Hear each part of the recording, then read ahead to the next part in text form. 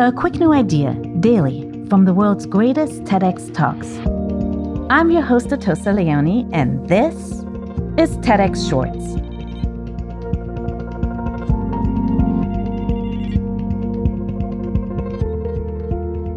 When we say someone's going through a midlife crisis, we might have stereotypes or even judgments about that person. Most of us consider a midlife crisis to be a challenging period for our adult identities.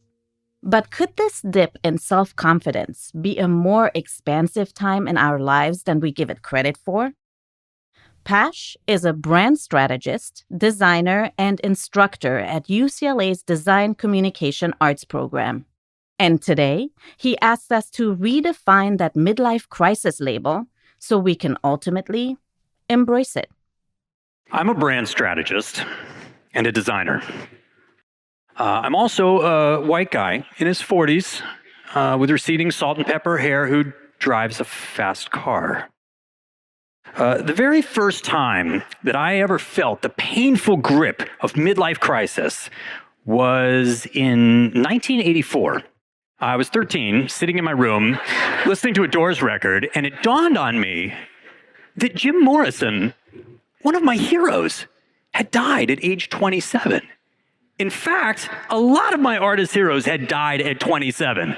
This was not good because I was 13 and a half, and I realized that if I were to only live to 27, I was already halfway there. For a couple of weeks, this put me into a real slump. Okay, so if you're thinking to yourself, this guy sounds a little confused about what a midlife crisis is, you're right. But so are you, because midlife crisis doesn't mean what you think it means.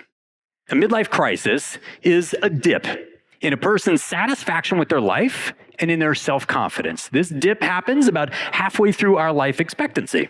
But that is not what the term midlife crisis has come to mean in our contemporary culture.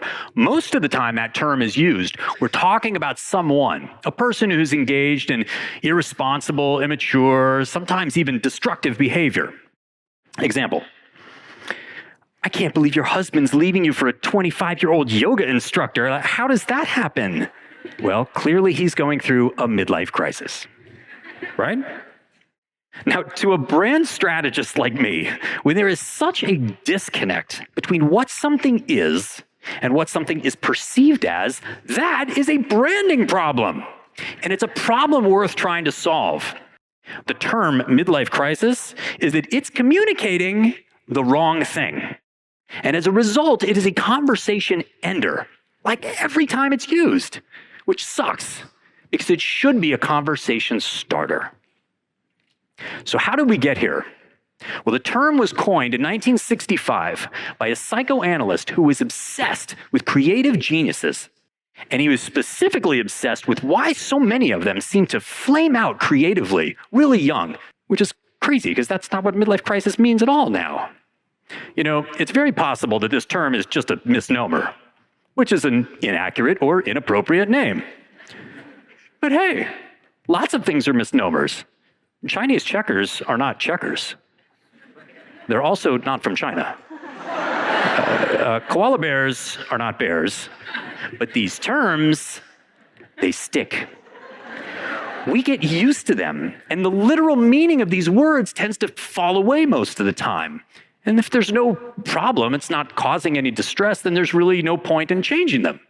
But what about killer whales? Aha! There's a misnomer that's actually doing some harm. But here's the thing, it's not just humans. A 2012 study on hundreds of great apes found that they experience these life dips too. So it's a natural expected phenomenon, not just a factor of our crazy lives and our environment, probably of our biology. My question is, why does it have to be a crisis? I mean, we know what a crisis is, right? Does this have to be so extreme? I mean, look, we're all different, right? We're unique, every one of us. The dips that we experience are going to be different too. For some people, maybe it's just a phase where perhaps you're a little bit more reflective than normal, but otherwise fairly normal. Some people do go off the rails, as noted, but most people, of course, are going to fall somewhere in between, which makes sense because that's what our lives are. We sail across these oceans of waves, right? There's highs, there's dips. Some are bigger than others. And at any point, we are just on the trajectory of a wave. Look, maybe when we are in a dip, that's a good time for us to ask ourselves a series of questions. Questions like, who are we? And what do we stand for? Can we embrace what makes us unique? And maybe most importantly, who do we need to be talking to?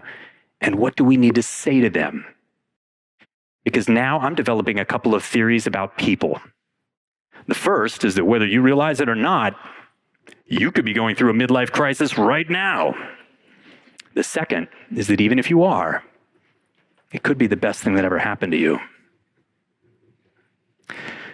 Killer whales are not whales. They're dolphins. Your funny bone is not a bone, it's a nerve.